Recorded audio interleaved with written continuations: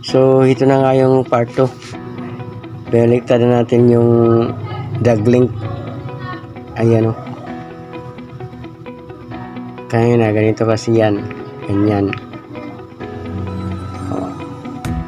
Ganyan ang forma yan. Yan o. Tumatama doon sa gulong. Pag iano sa kanan, iliko. Lalo na pag paatras ka tapos maniobra ka ng kanan, matigas. Yan yung tama. Yung baliko na yan. Pag natapat yan sa gulong, di natatama yung gulong dyan. Kaya may baliko eh. Naka-design talaga yan para sa kanya at saka doon sa dulo. Para sa shock absorber niya, baliko din doon. Yan.